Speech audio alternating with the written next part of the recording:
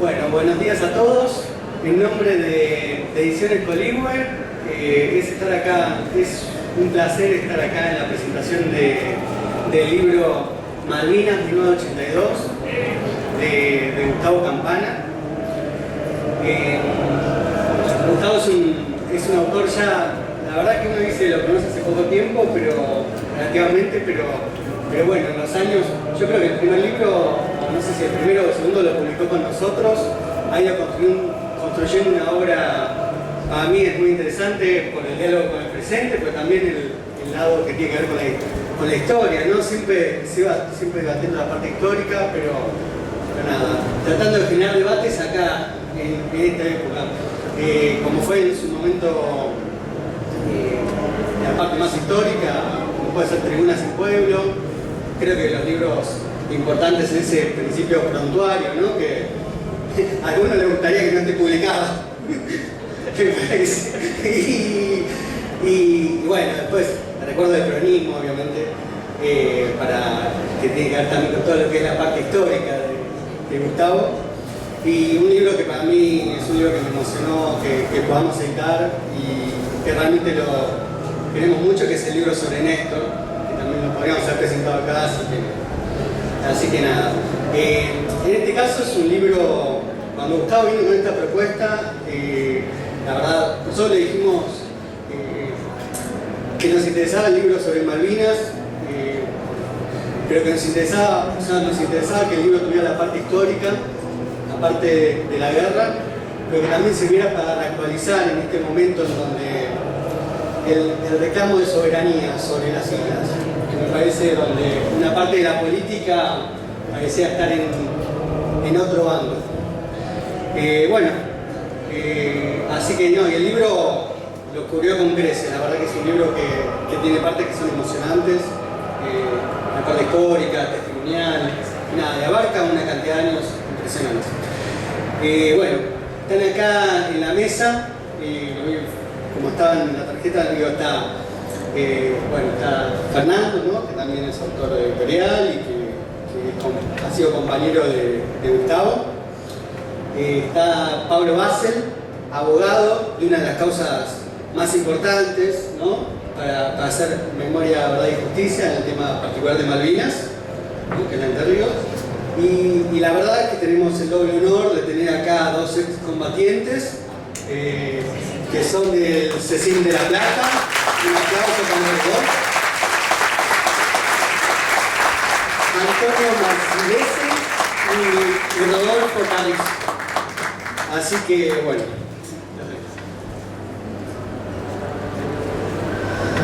Bueno, como suele suceder en cada uno de estos encuentros sanadores por todo el país, donde los libros son hermosas excusas para tener mano a mano con un montón de compañeros y compañeras, la primera palabra siempre tiene que ser gracias por la presencia de ustedes, pero esencialmente porque tanto Coligüe como Víctor Hugo, que es quien nos acercó al mundo de Coligüe, nos permitieron soñar algunas cosas que jamás nos habíamos ni permitido soñar. Así que estamos acá por cuarta o quinta vez presentando un sexto libro. La verdad que es absolutamente, impensado, increíble, pero bueno, fue el derrotero de 40 años de laburo, así que la primera palabra es gracias a Víctor Hugo, porque en eso Fernando me puede dar una mano. Te rozás con Víctor Hugo en la escalera de la radio y ya te cambió la vida, así que su generosidad siempre presente. Y en segundo lugar a los compañeros y compañeras de Coligüe, que nos permiten hacer esto que en algún momento denominamos radio de papel. Por lo menos es la forma en la que uno escribe, es la continuidad de los trabajos radiales, de los que hicimos desde finales de la década del 80 con Causa Pendiente, después haciendo los radiodocumentales de Radio Ciudad en tiempos de Badía, para la BBC de Londres en la señal en castellano, y mostrando ahí a las madres, al peronismo, al cordobazo, a la CGT de los argentinos, al terrorismo de Estado, y después con Funes el Memorioso, que la verdad terminó siendo una especie de criatura en sí mismo, que pasó por encima de lo que nosotros pensábamos, más de 300 capítulos, casi 10 años, recuperando la memoria a través de un formato olvidado como el radio documental, pero trabajando siempre con pruebas, trabajando siempre con documentos, lo que para nosotros es una especie de hermosa deformación profesional, que es estar absolutamente convencido que en el pasado están guardados todos los secretos del presente y el futuro. Cuando nosotros trabajamos el pasado no lo hacemos de manera nostálgica. Lo que estamos haciendo es marcando camino en función del presente y del futuro. Así trabajamos el pasado, intentando mostrar que lo mejor que ha hecho la derecha en todas sus estaciones es deshistoriar, algo que repetimos en todas las charlas cada vez que tenemos la posibilidad. Arrancarle páginas al libro de historia genera... Deshistoriar es dejarte lejos de quién sos, es no poder reconocerte... ¿La izquierda qué hizo? ¿Cómo? ¿La izquierda qué hizo? ¿La izquierda? Sí. ¿Qué es la izquierda? La izquierda sigue a Mitre. Yo ni siempre lo que hizo fue una valoración que hay los dos compañeros.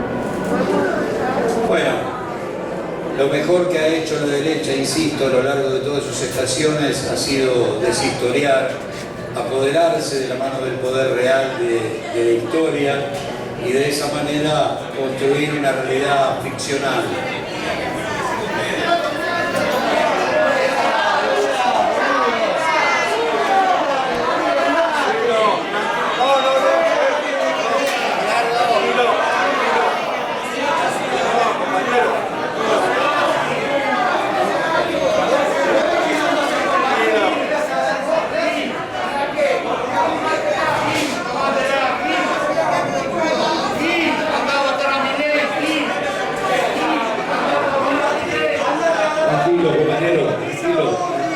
Que siga Gustavo. Tranquilo, ya se ocupa seguridad. Tranquilo. Tranquilo. Compañeros, vamos a sentarnos, vamos a generar el clima para que pueda seguir Gustavo. No respondamos a las provocaciones, compañeros. No respondamos. No respondamos a las provocaciones. Compañeros, por favor. Compañeros, no respondamos a las provocaciones. Sentémonos. Compañera, sentémonos, no respondamos a las provocaciones, ya seguimos.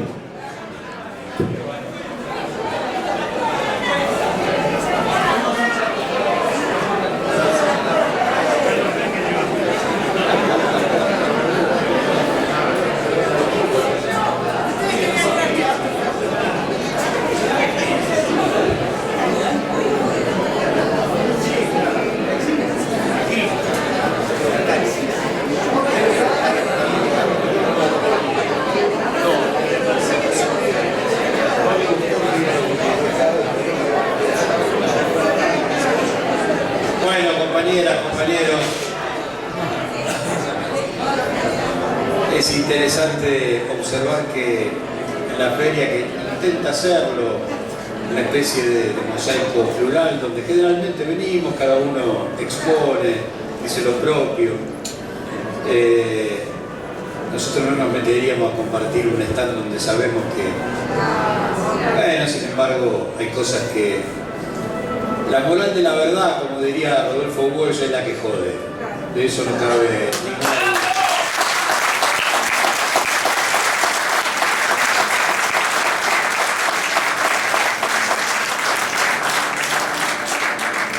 Estábamos diciendo que lo mejor que ha hecho la derecha es deshistoriar. Y es arrancarle páginas al libro de historia para que millones de seres humanos no sepan de dónde vienen. Y de esa manera son millones de desplazados que no se pueden referenciar en la fábrica donde laburaba el abuelo, en el taller donde laburaba el viejo o en el barrio donde ellos viven. De eso se trata, una realidad ficcional, como dijo Scalabrini, no todo lo que conocemos es falso, de toda falsedad. Bueno, el revisionismo histórico, cuando ingrese en las aulas, seguramente vamos a poder comenzar a construir una sociedad nueva. Empezar por una discusión que tiene que ver con mirarnos en un espejo distinto. Si ustedes se preguntan ¿Cómo puedo llegar en una sola frase, en una sola pequeña historia, a comprobar esto que estoy diciendo? Vamos a verlo desde un lugar un poquito más cómodo para reírnos un rato y después arrancar. El primer presidente argentino, el dueño del sillón, el dueño de la avenida más larga, obviamente es, no sé, abuelo, tatarabuelo de Michael Jackson. Se lo conocía como el Doctor Chocolate, mulato, hijo de esclavas, pero el dueño del poder real, el que estableció la historia de aquí en adelante, entendió que un negro no podía ser el primer presidente y arrancó un proceso paulatino de lavado de su piel hasta convertirlo en blanco. Eso es el poder real. Vos tenés la posibilidad de transformar la verdad en lo que sea, inclusive de transformar en blanco a Rivadavia. Esa posibilidad, porque él entendió que era un mensaje que no había que dejar para los tiempos, solamente lo hace el poder real porque es el dueño de la vida, de la muerte. Bueno, de eso se trata. Por lo tanto, cuando sembramos instancias de discusión, bueno, pasan estas cosas. Hoy tenemos una mesa que va a pasar por encima de las fronteras del libro, porque no solamente a través de Fernando vamos a hablar de soberanía más allá de Malvinas.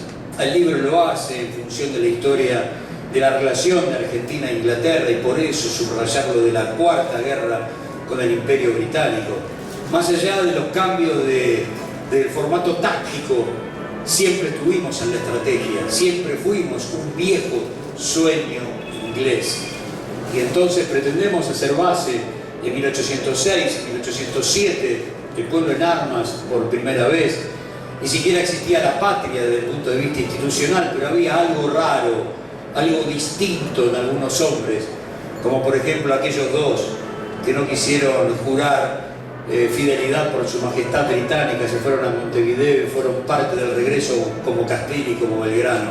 O ese pibe de 14 años que en una carga de caballería, dicen los entendidos, única en la historia militar del planeta, tomó con otros 4 o 5 pibes una corbeta inglesa en el puerto y se llamaba Güemes. Otro pibe de 13 años que se llamaba Rosas, que también lo teníamos peleando en las calles de Buenos Aires. 1807 será también considerada por los libros militares como la emboscada más grande del planeta, a 12.000 tipos que representaban el ejército de infantería más importante del mundo en ese momento. Lo hicieron hombres, mujeres, niños que salieron a pelear. Vaya uno a saber por qué, porque si hoy cuesta a veces poder definir qué es patria, algo que no puedes tocar, no puedes oler, no puedes ver, pero en algún lado lo llevas y entonces lo expresás, y la patria es un dolor que uno tiene bautismo, diría don Leopoldo Marechal. Los tipos le dieron la victoria más grande a ese sueño de emancipación que después fue parido por 14 años de guerra por la independencia. Y cuando Whitlock tiene que dar cuenta en el juzgamiento que le hacen en Londres y lo degradan y pretenden dejar una especie de enorme testimonio para los tiempos de que ningún otro militar inglés puede llevar adelante otra vergüenza como haber sido derrotado por un lugar donde no hay ejército, donde no hay soldado profesional, el tipo dice algo así como: perdonen, pero yo estuve ahí, yo vi a esa gente hacer algo que jamás en la historia de la humanidad se vio. No me pregunten por qué, pero salieron a defender de una manera increíble y nos pasaron por arriba. Ahora, yo estuve ahí, no ustedes. Y no es su defensa porque sabe que no puede, pero sin embargo el tipo deja testimonio de algo extraño, raro, nuevo, que estaba pariendo la ciudad de Buenos Aires. Y obviamente vuelta de obligado. Ahí eso daría para una charla, solo para una charla, esa locura de esperar a una flota anglo-francesa, la primera fluvial con motor, no dependían de los vientos, venían a llevarse todo por delante, y entonces con cañoncitos viejos de corto alcance se elige un codo del río, el más angosto, para poder llegar con la artillería hacia los barcos, las cadenas, que saben que en algún momento van a romper, y detrás de las cadenas algunas barcazas, y detrás de las barcazas el único barco de guerra que iba a enfrentar a más de 150 barcos, entre los de guerra y los mercantes. Y siempre la historia de aquel suboficial, de aquel sargento, después homenajeado por Gran Bretaña, que cuando se le acabaron las municiones se paró arriba del cañón, y como no tenía nada para putear, nada para tirar, los puteaba de arriba abajo, y era lo único que tenía para ofrecer. Y por supuesto vamos a llegar a 1982, y ahí serán los compañeros. Pablo, que tiene historias que yo les puedo asegurar, eso es deshistoriar. Cuando Pablo empieza a contar algunas de las historias que tienen que ver con los compañeros torturados en plena guerra, eso es deshistoriar. Eso es quitarle páginas al libro de historia. Uno, después de haber compartido tantas charlas por tantos lugares del país, pero esencialmente en su Corrientes querido, aprendió muchísimo. Y empezamos a observar qué significaba en carne propia el desmalvinizar. Desde lo periodístico lo digo, como decir, ¿cuántas veces hay que empezar a contar este cuento desde arriba una vez? ¿A cuántos hay que ayudarlos a recordar? ¿A cuántos hay que ayudarlos a descubrir? Y sobre todo por el grado de insensibilidad, no de toda la República Argentina, porque hay algunas historias que son fabulosas, magníficas, como ese día, el día que Madrid se quedó sin pan, ¿no? Ese día donde casi 5.000 de nuestros compañeros volvieron al territorio y les habían dicho en los barcos que bajen las lonas, que el pueblo de Madrid los estaba esperando para putearlos, que los había condenado porque eran los grandes culpables de la derrota y los esperaban con piedras, y así bajaron y así empezaron a circular por las calles, hasta que los colimbas empezaron a escuchar aplausos y los gritos de la gente queriéndolos ver, y cuando levantaron las lonas no podían creer lo que estaba sucediendo en esas calles, y entonces uno pidió pan y salió todo el pueblo de Madrid a buscar pan. Se conoce ese día como el día en el que Madrid se quedó sin pan, y entonces fueron algunos a buscar a algunos compañeros al cuartel, y muchos de los nuestros terminaron comiendo en la casa de alguien que no conocían, pegándose un baño por primera vez después de mucho tiempo, o encontrando un teléfono para decir, vieja, estoy vivo.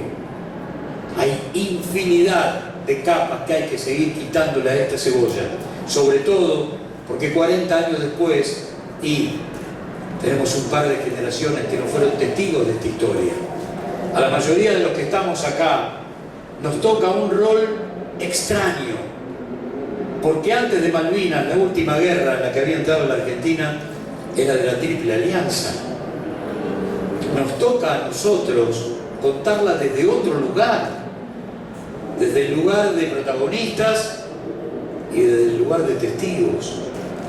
Y para una parte de la sociedad argentina, Malvinas es algo así como el espejo que te devuelve tu peor cara.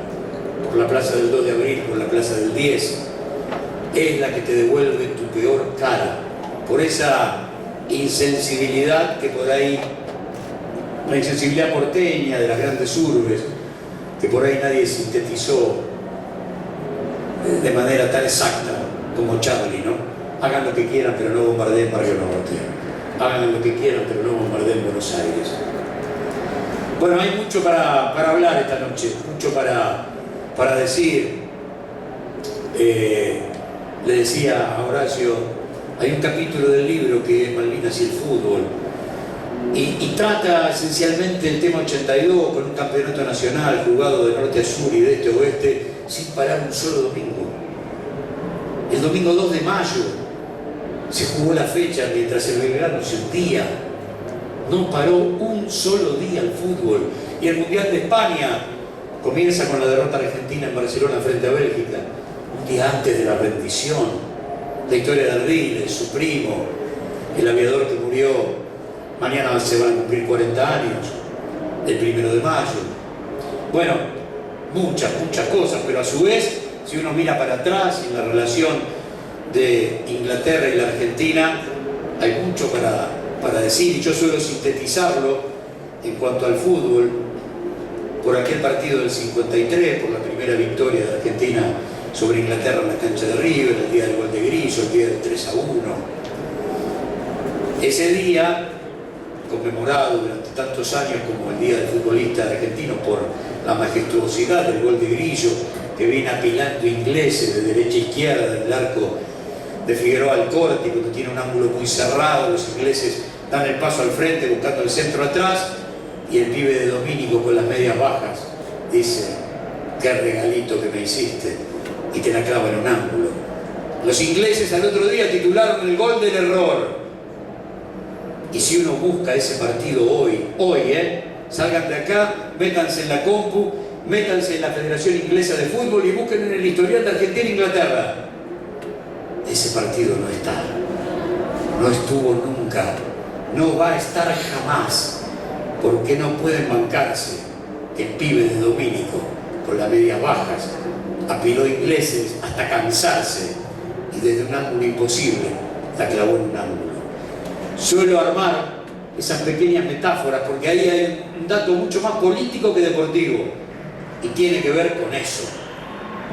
Los diarios al otro día en la Argentina dijeron: primero nacionalizamos los ferrocarriles y ahora el fútbol. Bueno, esa batalla, porque fuimos siempre un sueño inglés, se debate en un montón de territorios, Así que para hablar de soberanía, vamos a escuchar a Fernando Borroni.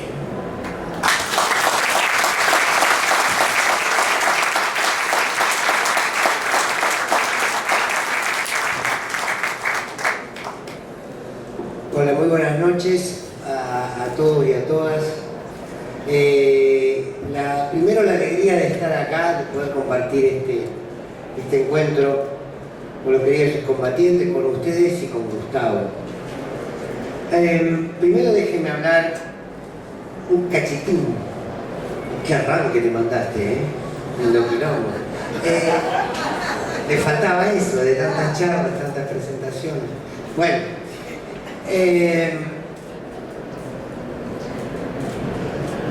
Gustavo es uno de los imprescindibles. No lo digo como amigo, sino lo digo como colega, como compañero, porque su ejercicio y su militancia cotidiana, no desde ahora, ni tampoco desde que tuvo la oportunidad de cruzarse en la vida con Víctor Hugo y empezar a construir durante muchos años un camino juntos, sino muchos años antes. Él fue marcando el camino de un periodismo que escasea, de un periodismo que parece que no califica en las lógicas del éxito o en las lógicas de lo que el modelo enseña para hacer periodismo. Gustavo, ustedes lo saben tanto como yo, es ese periodista que se abraza al pasado no por nostálgico, sino, como dijo recién, porque puede hacer de ese pasado y de pensar y de reflexionar y de traer esos hechos que vivimos en el pasado, hacerlos presentes y desde ahí poder pensar y encontrarnos y accionar políticamente en este presente, con aquello que nos sucedió. Pero al mismo tiempo yo estoy convencido que Gustavo es el periodista que debemos construir al futuro. Quiero decir, ojalá las generaciones jóvenes de periodismo entiendan que no puede ser que se ejerza un periodismo sin historia, que se ejerza un periodismo sin convicciones, y que se ejerza un periodismo en donde parece que todo empezó cuando uno llegó a la profesión. Esto pasa mucho. Entonces, cuando me contó que iba a escribir este libro sobre Malvinas, me parecía que ninguna pluma, desde el periodismo, por supuesto, porque sí, claro, desde las vivencias, seguramente muchos otros lo podrán escribir mejor, pero desde el periodismo yo creo que es la persona indicada, porque insisto, porque en estos tiempos seguimos dando la pelea por reconstruir nuestra memoria, y en ese sentido Gustavo es un ejemplo para muchos de nosotros. Lo fue para Víctor Hugo, Porque uno dice Víctor Hugo, y Víctor Hugo, claro, es Víctor Hugo. Pero me acuerdo cada mañana cuando lo escuchaba y saltaba con una cosa que la sabía del suelo, de verdad. Me miraba a Víctor Hugo de costado y me decía, ¿no? Como diciendo, ¿de dónde sacó esto? Y así nos fue buscando. Entonces yo celebro que cada uno de sus trabajos, cada uno de sus textos, tienen que ver con una enorme convicción política. En estas líneas, en estas tintas, está la convicción política de un militante de la comunicación, de un militante por la memoria y de un militante por la lucha a futuro. Entonces, digo, primero lo quiero encuadrar. Yo creo que Malvinas está abrazada en este libro por Gustavo. Los excombatientes de Malvinas están abrazados en este libro, porque Gustavo siempre ha abrazado las causas justas, ha abrazado las causas de los más humildes y ha abrazado las causas que en realidad no ocupan las grandes marquesinas. Y a buena hora que no las ocupan, y a buena hora. Él tiene la costumbre, si ahora le firma el libro y le pone esa frase, háganme acordar que se los anticipé. Él siempre pone una frase de Rodolfo Walsh, que decía, la verdad se milita. Bueno, Gustavo Campana es el claro ejemplo de eso. Así que para mí es un placer poder estar aquí esta tarde con vos, con los compañeros de combatientes, casi el micrófono ahí, y con ustedes. Y ahora, ¿qué va a hacer? El otro día fui a Morón a dar una charla, acompañar a Telma Luzani, y vino un compañero con el libro de Néstor, No les tengo miedo, libro que también para mí es un gran orgullo, y me dice, como no estabas vos esa noche, se lo hice firmar a Borroni, y Borroni firmó como si firmaras vos. Sí. Es verdad. Es verdad. Y puso la frase con la que yo firmaba el libro de Néstor, con la que firmo el libro de Néstor, hay que seguir bajando cuadros. Y dije, bueno, ahí están los compañeros, te pispean hasta cómo firmás para ver si vos no estás. Le dijeron, firmame el libro de Campana. Y yo le puse Campana, que escribiría 2 puntos, le puse eso y le firmé yo. Bueno, hablemos un poquito, porque creo que todos queremos escuchar aquí a los compañeros. A ver, sí, claro que hay que pensar la soberanía por las islas, por nuestras islas, siempre, a cada instante. ¿Por qué? Porque el trabajo sistemático que hace la derecha comunicacionalmente, políticamente, culturalmente, tiene que ver con lo que Gustavo sintetiza como deshistorial, pero tiene que ver con deshistorial ahora, en las escuelas, en los más chiquitos. Durante el gobierno de Mauricio Macri, cuando imprimían mapas en los ministerios, sacaban las Malvinas. No estaban las Malvinas. Como algún detalle, que no es ningún detalle. Tuvimos comentarios, ¿se acuerdan? Como lo de Patricia Bullrich, diciendo, bueno, le podríamos haber dado las Malvinas por alguna de las vacunas. En la misma lógica de la negación a los 30.000. Quiero decir, el trabajo de deshistoriar no es un trabajo que se vea y se visibilice de inmediato, es muy pequeño. Es bajo estas lógicas de no politicemos la educación, no politicemos los medios, no politicemos, básicamente, trabajan en despolitizarnos. En construir hombres y mujeres que entiendan que la política es el problema del país y no que la política es el instrumento con el cual vamos a transformar la realidad de nuestro país. Y en ese proceso de despolitización, en ese proceso de deshistoriar, no reparan en nada. No reparan en absolutamente nada. Y en todo caso, cuando toman esa pequeña porción de la historia, la reconstruyen y la lanzan como parte de su discurso. Y quiero tomar el ejemplo de lo que pasó aquí recién. Están los libertarios por varias salas haciendo lío, ¿no? Porque claramente eran 2 libertarios. Sí, pero no quiero entrar en esto. Sí, claro, son fascistas, son esclavistas, se apropian de la palabra libertad. Pero fíjense que cuando se va, la muchacha grita. Es una vergüenza, porque te identificaba con la izquierda. ¿Qué hizo la izquierda? ¿No? Es una vergüenza que los combatientes de Malvinas estén aquí. Yo me quedé pensando mientras escuchaba Campana en ese grito, porque Malvinas no fue una cuestión de izquierda y de derecha. Pero si la derecha quiere apropiarse de lo que significó Malvinas, porque quiere que nos olvidemos que, entre otras tantas cosas, Malvinas fue el último intento de una dictadura genocida para consolidarse en el poder. Entonces es pequeño y es cotidiano. Y es esta lógica de politizar, despoliticemos Malvinas, despoliticemos todo aquello que nos construya hoy como sujetos sociales. Difícilmente podamos pensar en un país soberano si no tenemos una sociedad politizada. Y una sociedad politizada no es otra cosa que una sociedad que se asuma, cada uno de nosotros y nosotras, en su rol, en su acción política. Somos sujetos políticos, hombres y mujeres. ¿Qué no significa militar partidariamente? ¿No? Significa sabernos parte de un colectivo político que tiene una enorme presencia en la construcción de la historia, del presente y de la historia. Claro,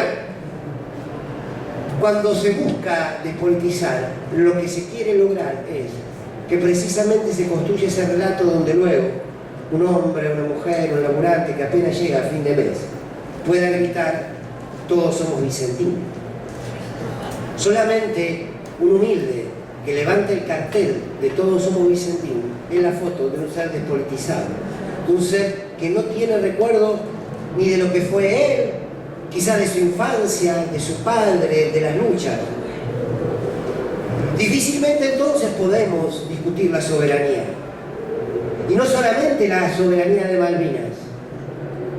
Si no nos reconocemos en lo que somos, ser soberano primero es asumirse. ¿Quién soy? ¿Quiénes somos? ¿Qué queremos? ¿Qué valores defendemos? ¿Qué Estado queremos? ¿Para quiénes lo queremos? ¿Cuál es su rol? Si nosotros todo eso lo entendemos como parte de algunas materias que cada tanto nos enseñan en educación cívica en la escuela, bueno, tenemos un problema.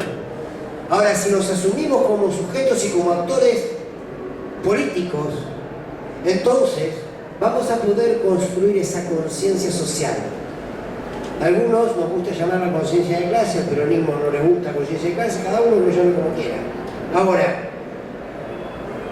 si se quiere, no sé si decir el paso previo, pero sí de la mano, esa construcción de la patria soberana necesita sujetos colectivos, el sujeto colectivo en una construcción de identidad política. Las madres y las abuelas han construido una identidad política. Hoy son los 45 años de aquella primera marcha de las madres.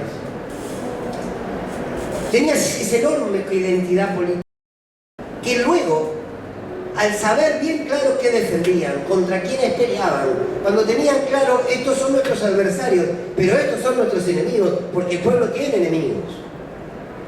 Por más que ahora estemos en una etapa donde parece que el diálogo es la receta mágica con la que vamos a solucionar los problemas de la Argentina y el pueblo argentino tiene enemigos, que son aquellos que quieren destruir los intereses del pueblo y del pueblo organizado. El adversario puede tener matices, puede decir no estoy de acuerdo, puede creer en otras recetas para llevar adelante determinadas políticas, pero el enemigo quiere la destrucción. Y lo han demostrado en la historia. Y siguen vivos muchos de ellos. Y siguen vivas sus ideas. Sin identidad política no hay camino posible hacia la construcción de una sociedad soberana. De una sociedad soberana que difícilmente pueda construir una lucha por recuperar la soberanía de nuestras Islas Malvinas si no pelea cada día por la independencia económica, que es una manera de construir soberanía. Si no pelea todos los días por una independencia política, que es una manera de construir soberanía. Hoy en día tenemos la enorme posibilidad de ser soberanos en nuestro río Paraná, en la hidrovía. Sin embargo, estamos en alguna mesa de diálogo tratando de resolverlo. Tengan paciencia, porque las mesas de diálogo van a las patadas. Bueno, ahora, pensarnos desde esa construcción desde ese sujeto colectivo estoy convencido que es la tarea. Porque si no, terminamos siendo meros hombres y mujeres que recuerdan las fechas. Entonces, un 2 de abril, recordamos Malvinas, un 2 de mayo, el hundimiento del Belgrano, todos hacemos homenajes, todos recordamos a los veteranos, pero la construcción cotidiana desaparece. Hacemos la misma lógica que los medios, no digo que estamos acá, digo en términos generales, ¿no? La noticia aparece en la fecha. Y luego de la fecha, ¿qué? Quizás deberíamos educar a nuestros hijos a decir que no existen los excombatientes de Malvinas.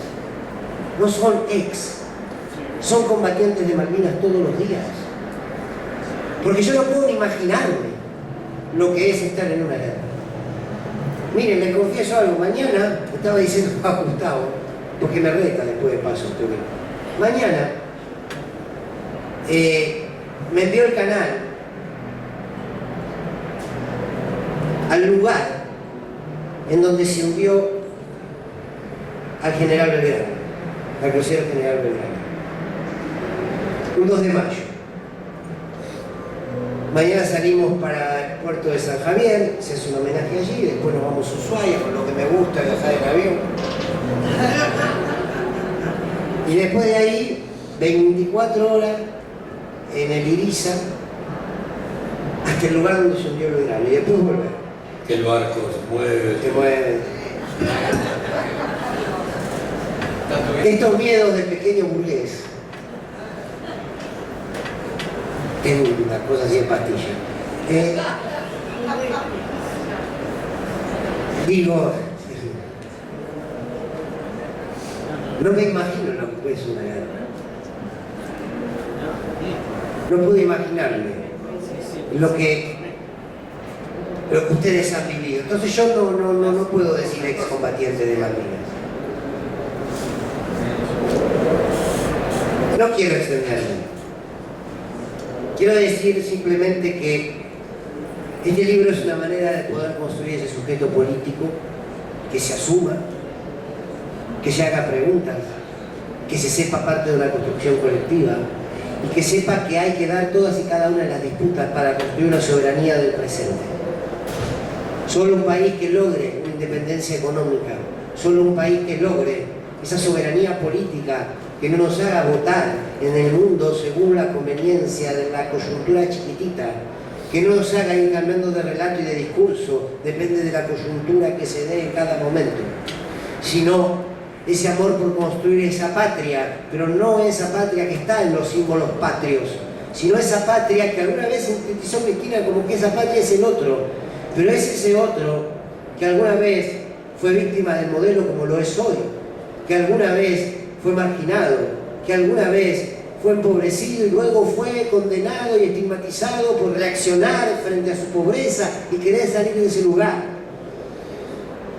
Malvinas es la síntesis también de un modelo, Nosotros tenemos que terminar con la colonia inglesa en Malvinas, pero también tenemos que descolonizar a una sociedad que tolera que un personaje de medio pelo, impresentable, que solo puede ser estrella en estos espacios como Beatriz Arnold, diga que las Malvinas, fíjate, son inglesas.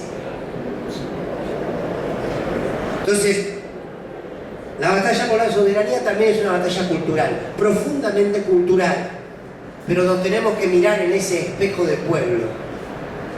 Cuando nos paramos colectivamente, porque las construcciones individuales no llegan a ningún lado, cuando nos miramos desde ese colectivo, al espejo que nos devuelve la imagen que somos, un pueblo que cuando toma una decisión política, que cuando se organiza, que cuando tiene un liderazgo, que cuando tiene hombres que han sido capaces de entregar su vida por defender nuestras islas, cuando sabemos que existieron los 30.000, cuando sabemos que están las madres, cuando sabemos que hay hombres caudillos que murieron pobres por construir una patria, cuando sabemos que hay organizaciones sociales en los barrios hoy luchando contra el hambre, todo eso junto con nuestras contradicciones, con nuestros errores, con nuestras tibiezas, pero con discusión política y convicción. Ahí sí vamos camino a construir una soberanía. Tenemos que primero aprender a ser un pueblo soberano, para en todo caso poder mirar a los ojos a los combatientes de Malvinas y decir: la lucha que ustedes dieron allí no es en vano. Miren, mis hijos, desde el lugar donde están, dan no la misma pelea, claro, pero adentro tienen el mismo sentimiento que ustedes tuvieron cuando eran pibes y dijeron: voy a defender nuestras islas. Es un proceso largo, pero al fin y al cabo, esa es la lucha. Y en un día como hoy, de los 45 años de la madre, quiero cerrar repitiendo una frase que me dijo Eve hace muy poquito tiempo, en una charla. Me dijo: Fernando, ten en cuenta algo, la lucha nunca es un rato. Y es verdad, y es eso. Gustavo Campana, como periodista, hace tantos años lo ha entendido. Entendió que la lucha nunca era un rato. Y este libro yo creo que es un homenaje a la lucha de ustedes, es un homenaje a la lucha de todo un pueblo y es un homenaje a las luchas que vienen. Vamos a ser soberanos cuando entendamos que la patria se define en el otro y no en los grandes relatos y en los grandes discursos en una fecha determinada. Gracias por esta pregunta.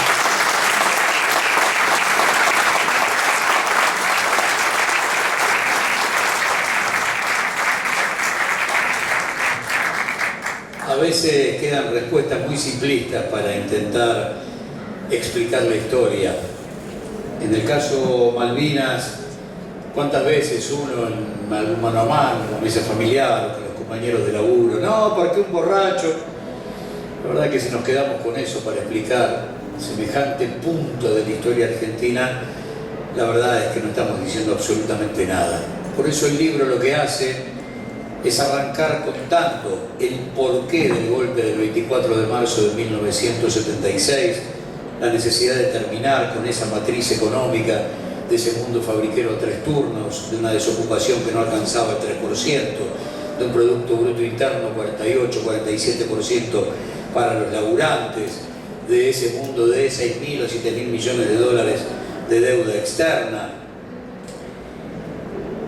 y ver cómo los tipos empezaron, a fuerza de terrorismo de Estado, a implantar la patria financiera, la plata dulce, y generaron el primer proceso que más o menos se le parece por la voracidad a cómo se comieron en un año y medio los 45.000 millones de dólares que prestó el fondo. La guita que entraba como deuda externa terminaba alimentando primero la patria financiera y después se iba como fuga. Por eso, con la quiebra del BIR, el banco privado más importante de la República Argentina, ya por 1980, empieza el efecto dominó de casi 50 de las entidades financieras más importantes de la República Argentina de entonces. Y ese era el principio del fin. Cuando asume Viola en lugar de Videla, Sigot en lugar de Martínez de Hoz, ya nada se puede frenar. Las 3 devaluaciones de Sigot, en un mundo donde ya reinaba la 1050, por ejemplo, termina de profundizar aquella locura. Y los halcones se van a sacar de encima las palomas, y el dictador, que había asumido pensando en 4 años de mandato, se va a quedar 8 meses, y Galtieri va a dar el golpe dentro del golpe. Pero habían pasado en el mundo, antes de seguir con la Argentina, muchísimas otras cosas que es imposible no analizar para analizar Malvinas. La dictadura comienza, abre sus puertas en función de ese mundo que soñaban los republicanos desde Washington, que habían parido el golpe de Estado del 11 de septiembre de 1973, terminando con la vida y el gobierno del cada vez más grande Salvador Allende. Y a partir de ese momento, el neoliberalismo ingresa por primera vez en América Latina. Bueno, muy bien. Pero cambia el paisaje en 1977 con la llegada de Carter. Y entonces, en función de las violaciones a los derechos humanos, corta los créditos. En función de las violaciones a los derechos humanos, corta la venta de armas y manda en 1979 la Comisión Interamericana. Pero vuelve a cambiar otra vez y nos lleva a kilómetro cero con Reagan en 1981. Y entre muchas otras cosas, Galtieri se va a encargar de ser quien exporte la teoría francesa de desaparición de personas, cosas comunes, vuelos de la muerte, en el marco de lo que ellos denominaban la guerra sucia en El Salvador, Guatemala, Nicaragua, Honduras. Por eso es que él entiende que habrá una posición seguramente hasta paternalista de Estados Unidos si se lleva adelante el plan que Anaya le había presentado a Macera y Macera a la Junta sin éxito allá por 1977. Y ante la necesidad de, no sé si de eternizarse, pero sí de perdurar, aquel mismo Galtieri que en Victorica, en La Pampa, en febrero de 1982, en el asado más grande del mundo, se había propuesto como la salida civil ante las urnas, encontraba en Malvinas un aliado para estructurar una gran relación con ese pueblo que obviamente primero lo había sufrido y en gran parte le daba la espalda. Todo eso es lo que tenemos que analizar para salirle de la matriz de un borracho. Eso, lejos de explicar algo, lo que hace es dejarnos muy lejos de la explicación, aunque sea de empezar a reunir argumentos para el debate. Quiero que escuchemos a los compañeros del CECIN, pero antes, estas líneas que les voy a leer fueron escritas para un capítulo de Funes el Memorioso dedicado a los compañeros en 2012, con la actualización de algunas fechas, pero respetando la matriz. Para mí siempre este fue mi gran homenaje a mis contemporáneos de la clase 62, de la 63 y la 61. Hoy son hombres que rozan los 60, casi todos padres y muchísimos de ellos ya también abuelos. El documento canta que tienen casi 20 años más que sus viejos en el momento que llegaron a Malvinas. Entraron a la primaria con longanía, hicieron toda la secundaria con Videla y fueron a la guerra con Galtieri. Vieron a Diego con la camiseta del Bicho y después con la de Boca.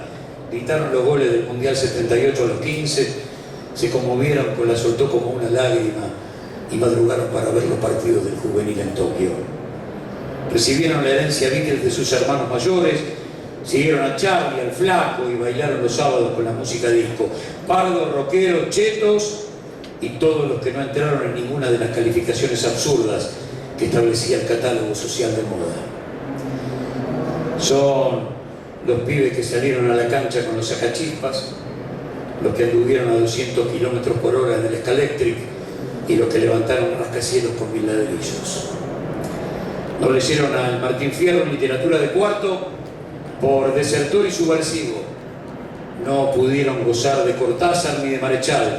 No tuvieron militancia en un centro de estudiantes y crecieron sin democracia en el horizonte. Fueron de los flipper al pool, de la tele en blanco y negro al color, del disco al cassette. Hicieron cola del cine de barrio para ver Infierno en la Torre, Terremoto, Tiburón y todas las Rocky. Son los que gastaron los juegos del Italpar y los que todavía se empilchaban en ese momento para ir al centro. Los que esperaron sin suerte que crecieran los Simonkeys, ¿se acuerdan de los Simonkeys? Y los que pegaron centenares de Figus en álbum que nunca llenaron. Aquellos jóvenes de la guerra fueron, son y serán los grandes protagonistas de una gesta con pesadas cucharadas de pesadilla que duró 74 días y le costó la vida a 649 argentinos. Desde 1982 y hasta el presente, más de 500 de esos jóvenes que soñaban con pegarle de zurda como el Beto, no pudieron aguantar esa pesadilla que se transformó en un obstáculo infranqueable. Nunca habían imaginado tener un fusil en la mano y un inglés enfrente. Cuando volvieron a casa, esperaban recuperar parte de la vida que dejaron congelada en algún lugar de mayo o de junio, pero a muchos los esperaba el infierno. Los fantasmas de 40 horas de combate en Pradera del Ganso, o las imágenes que regresaban una y otra vez de las 10 horas de lucha cuerpo a cuerpo en Monte London, aparecían sin pedir permiso para quebrar cualquier refugio de paz. En el mismo ring había demasiados enemigos: las fuerzas británicas, el hambre, las temperaturas inclementes, la política exterior de Washington, pelear como autodidactas ante profesionales de la guerra, la tortura, la inoperancia de demasiados hombres de uniforme. Solamente en Puerto Argentino hubo 195 muertes, un oficial cada 2 suboficiales, un oficial cada 9 soldados. Son los que entraron a la primaria con Onganía, los que hicieron la secundaria con Videla y fueron a la guerra con Galtieri, los que llegaron de noche, los que sufrieron la insensibilidad de muchos y viven en el corazón, creo yo, de la mayoría del pueblo argentino. Así que vamos a escucharlos a ellos.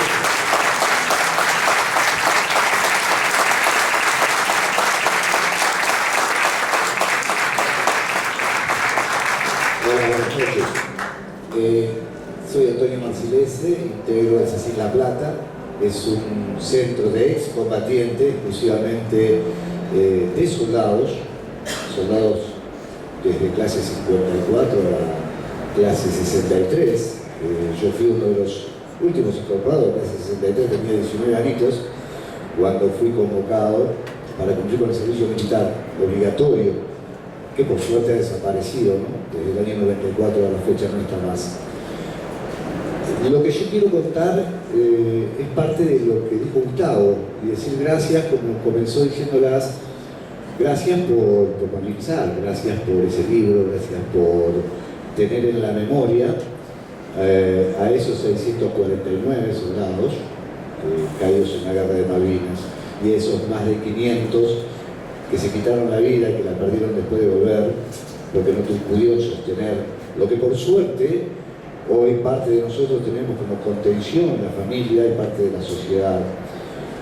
Y creo que llevamos adelante esa lucha que no termina, que no comienza el 2 de abril y termina el 14 de junio, sino que hace 40 años, que después de ese 14 de junio, salí el 20 de junio de Malvinas, de Puerto Argentino hacia Buenos Aires, y continuó la lucha día a día, pero la lucha por la soberanía, y no solo por la soberanía territorial, sino hoy estamos teniendo una lucha por soberanía alimentaria, por soberanía social, porque, como dijo Gustavo, no vamos a ser soberanos si no tenemos un plato de comida todos los días en la mesa.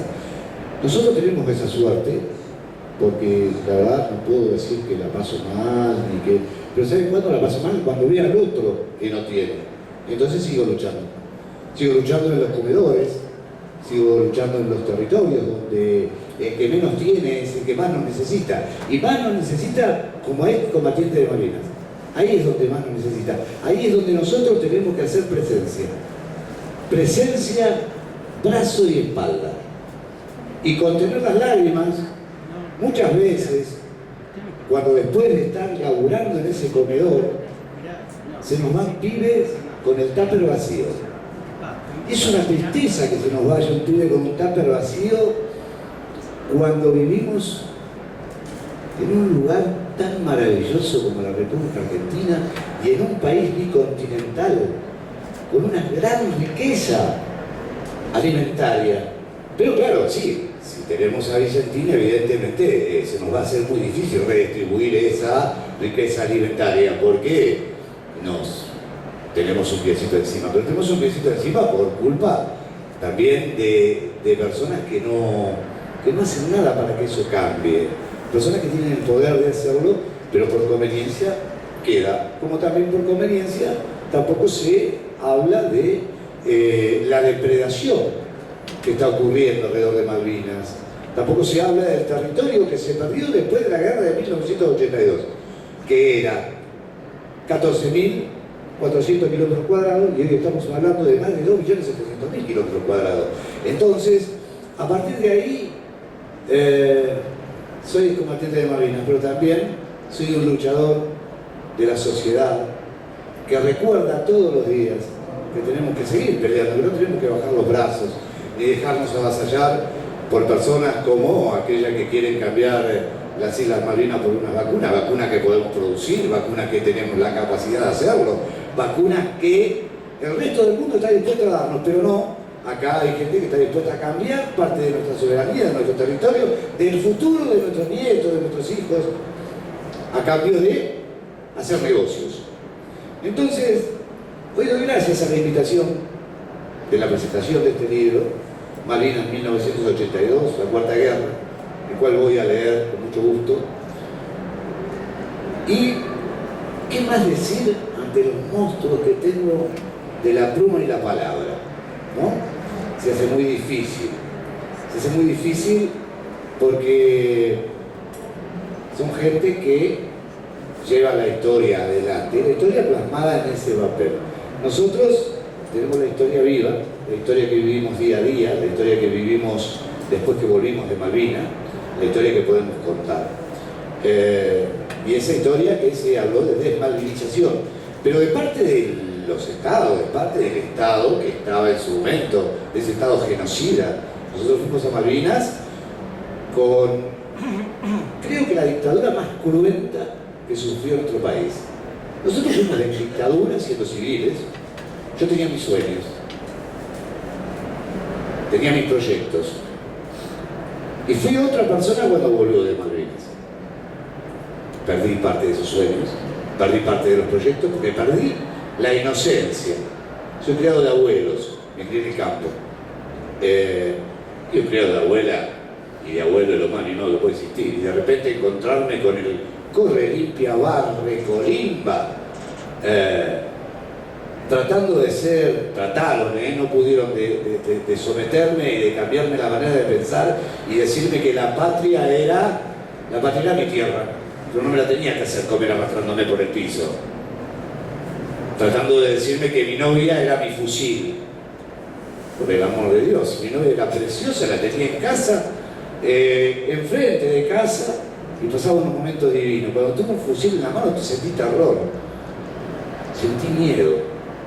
Pero miedo porque nadie me había enseñado, de verdad, que eso era útil para lograr algo.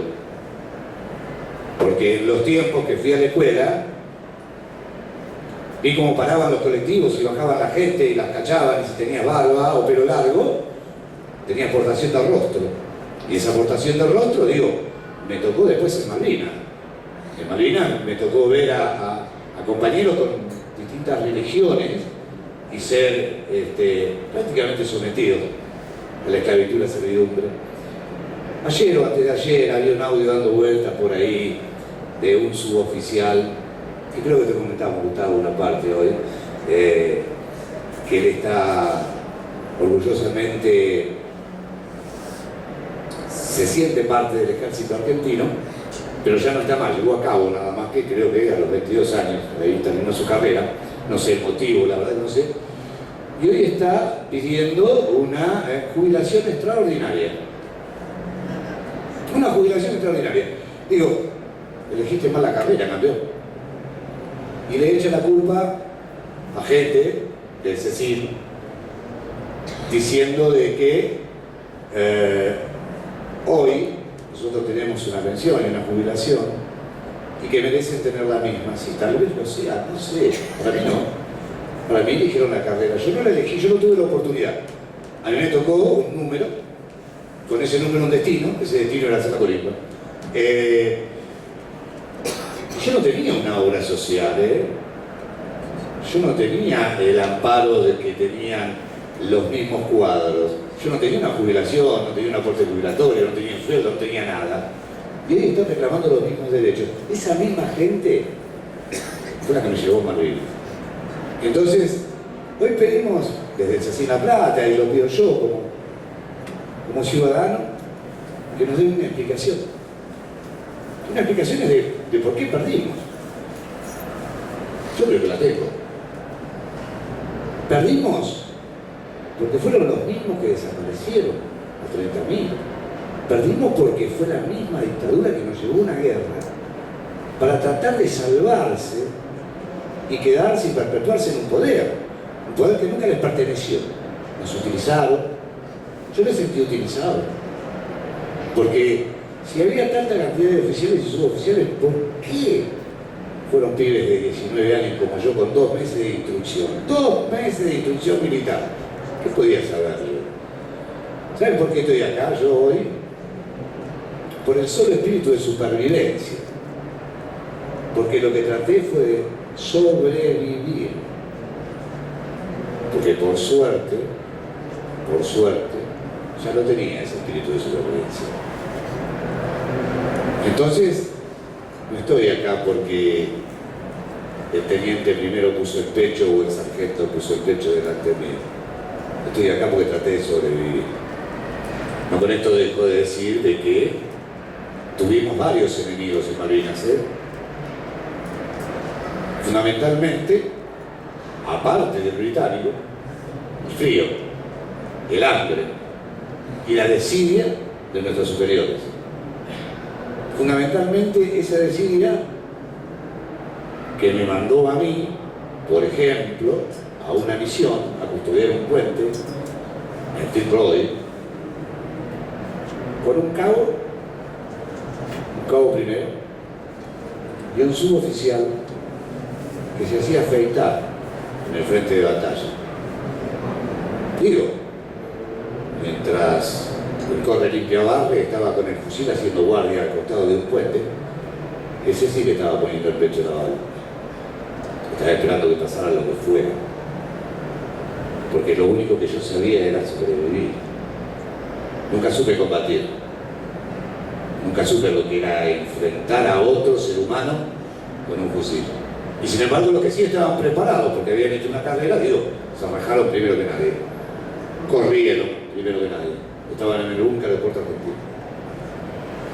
Entonces, hoy doy gracias que nuestra sociedad, estas personas maravillosas, compañeras y compañeros que están acá escuchándonos, malviniza.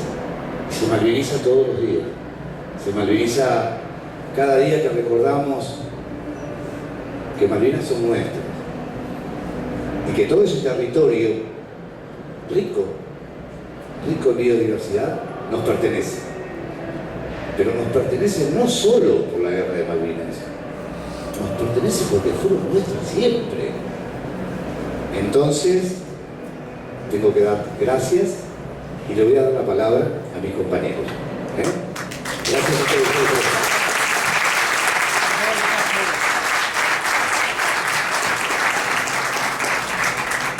Brevemente, bueno, buenas tardes, buenas noches ya a todos y todas. Gracias, Gustavo. La verdad que ya el libro, puesto en términos de la gente, representa ya que ha perdido tu propiedad y pasa a ser propiedad colectiva de todos nosotros. Así que gracias por eso en primer lugar. Gracias, Fernando, porque Fernando cada vez que hizo su intervención, no solamente puso su conocimiento, su manera de expresar y de transmitir, sino también puso su sensibilidad. Y en esto creo que es muy importante para quienes transitamos estas discusiones, es hacerlo con esa sensibilidad. Si no sintiéramos esto que nos pasa en este momento, en este lugar, también sería muy difícil construir una idea sobre Malvinas. Miren, yo dos cosas. La primera de ellas es una cosa que dijeron de borracho, ¿no? Andan borrachos por estos días, por las embajadas, ¿no? ¿Se han enterado? Vamos a recomendar que se ponga una bodega. No, quería decir, ¿qué nos pone Malvinas sobre la mesa? Y a nuestro entender, lo primero que nos pone Malvinas sobre la mesa es la contradicción fundamental que tiene nuestro pueblo: o la patria o la colonia. Y puesta esta contradicción sobre la mesa, a nosotros nos toca la responsabilidad de definir qué queremos. Si queremos tener una patria o si queremos que perdure la colonia. Forador y Duncan, el pacto inescrupuloso del macrismo, es un espejo de lo que fue el Rocard-Guzmán. Y también fue un espejo de lo que fue el pacto de la Baring Brothers. Y fue un espejo con Caputo y su empréstito a 100 años. Y fue una réplica también de poder construir ese inescrupuloso acuerdo de 1825 del Tratado de los Ríos Interiores, cuando hablaba Borroni sobre la necesidad de recuperar nuestras vías navegables. Entonces, esto es el modelo de pensar un país colonial. Y se es colonia cuando se le endeuda como se le endeuda y se nos obliga que nosotros, los argentinos, los que no estamos ebrios, tenemos la responsabilidad de pagar. ¿Y cuándo somos patria, compañeros? Y somos patria cuando empezamos a dar este debate, que tiene que ser un debate público. Porque algunas preguntas nos dejó Malvinas también.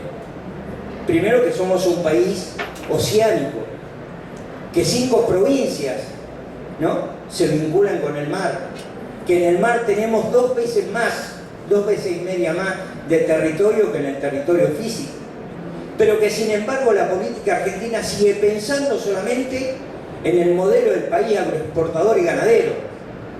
Sin embargo, para tener un pescado o tomar un pescado no invertimos un solo centavo. Sí lo tendríamos que tener un pollo, una vaca, una gallina. ¿Y saben de quiénes son los pescados? De todos. Pero no lo tenemos internalizado, no lo tenemos empoderado. Por eso retomo esta idea que decía Fernando. Lo primero que hay que soberanizar, compañeros, es nuestra conciencia. Si partimos de esa premisa, seguramente los destinos de transformar esta nación debe ser con todos, con todas, y tratando de pensar en esto que se planteó acá, en el otro. Gracias, compañeros.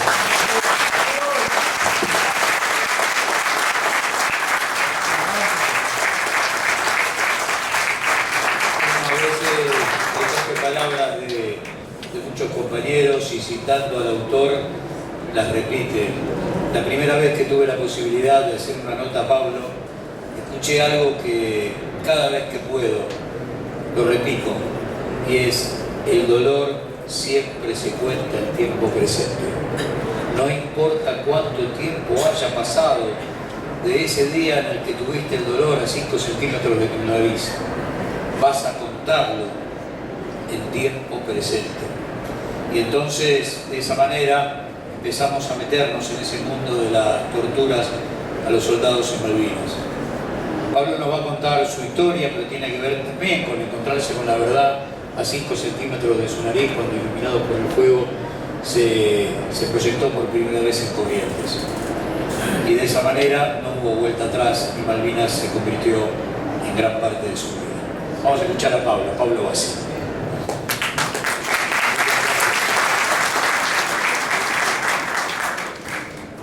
Muchas gracias, Gustavo.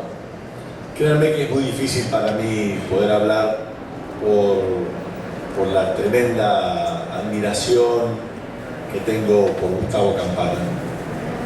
Admiración que entiendo que es absolutamente colectiva, por eso estamos acá. Admiración que surge de algún encuentro radial que estuvimos toda una mañana hablando del tema y me entendí, conocí su profundidad humana, su talento periodístico y su profunda convicción nacional. Gustavo tiene la capacidad de describir las situaciones con la muñeca de un cirujano, pero al mismo tiempo aplicarla con la potencia de una trompada de Ringo Bonavena, ¿no? Porque nos hace ver las cosas de tal manera, con tanta sutileza, que es imposible no generar la admiración por quien, como su maestro lo dice, milita la verdad todos los días, en todos los medios, en cada oportunidad. Para mí fue un privilegio poder escribir el prólogo de esta obra que es monumental, porque empieza con datos históricos que todos los podemos saber, pero que comprende profundamente el entrelazado económico que generó que Malvinas sea una colonia y la conciencia de muchos argentinos sea colonial. Yo creo que nos están echando, pero ya está. Voy a seguir la charla, pero necesito cortar el audio de una charla después. Ah, sin audio. ¿Podemos seguir sin audio? No, hay otra charla ahora. Ajá. Necesitamos organizar esa charla con video, proyección. Bien, bueno. Necesitamos pasar a Ok, sí, como nos dieron el salón 20 minutos después, le pido 3 minutos y ya le damos el lugar. Pero no se preocupe, ya le damos, termino. Decía entonces, como el trabajo de Gustavo en esa precisión de cirujano y esa potencia de Bonavena, yo los invito a que recorran sus páginas, a que se nutran como todo argentino de bien tiene que hacerlo por la historia, por el contenido, por la propuesta, por los datos, por la información. Gustavo nos deja un verbo, inventó un verbo en estas páginas y los invito a hacer a ustedes, nutriéndonos de sus palabras, de la interpretación de contexto de Fernando, de los testimonios de vida de Fernando y de Rodolfo, salgamos convencidos que el verbo inventado por Gustavo es el más apropiado por este tiempo para descolonizarnos, para pensar en una patria grande, en una patria justa, en una patria libre, que malvinizar es el verbo. Muchas gracias.